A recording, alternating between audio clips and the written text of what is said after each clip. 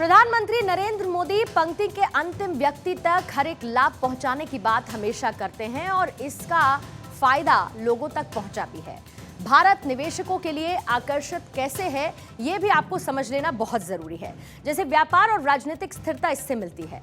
बेहतर व्यापार, राजनीतिक स्थिरता की वजह से भारत को निवेशकों के लिए एक स्टेबल डेस्टिनेशन माना जाता है। ईज ऑफ डूइंग बिजनेस, इसका जिक्र आपने कई बार सुना होगा। भारत ने व्यापार परिस्थितियों को आसान बनाने के लिए कई सुधारों को लागू किया है, जिसमें कि कॉर्पोरेट टैक्स को कम करना और एफडीआई को उदार बनाना शामिल रहा।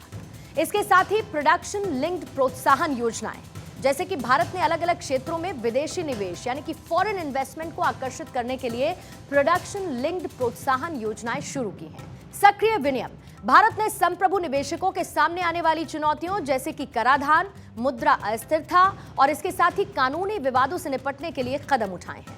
अनुकूल निवेश वातावरण यानी कि इन्वेस्टमेंट एनवायरनमेंट को बेहतर करना, भारत अपने खुलेपन और संप्रभु निवेशकों के साथ जुड़ने की इच्छा, सहयोग और निवेश के लिए अलग अलग मौकों को सामने रखने के लिए जाना जाता रहा है।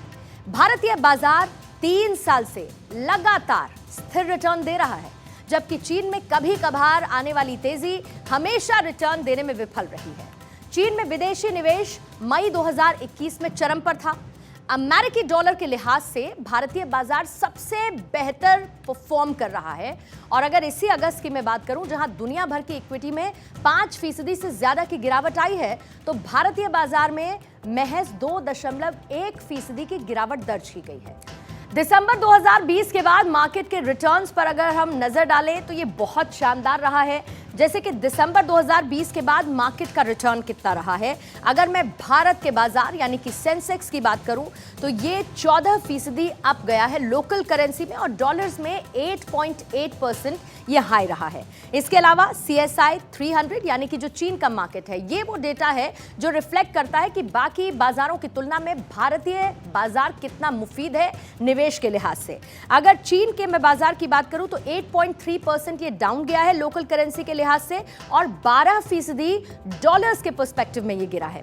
जापान का है ट्रॉपिक्स, वहां पर 12.8% का उछाल आया है और 1% की गिरावट आई है। हैंग सेंग जो कि हांगकांग का मार्केट है, 9.8% डाउन हुआ है लोकल करेंसी में, तो डॉलर के लिहाज से भी 10% की गिरावट यहां पर दर्ज की गई है।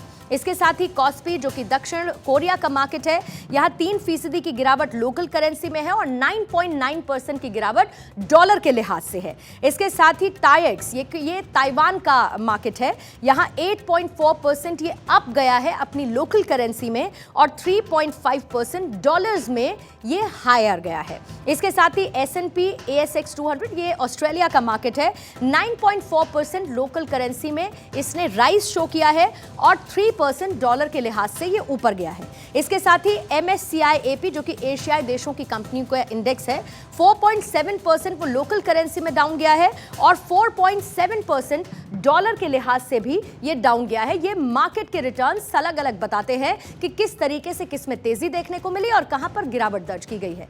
चीन के बाजार 50% तक गिरे तो भारत में ये 25% बढ़े हैं।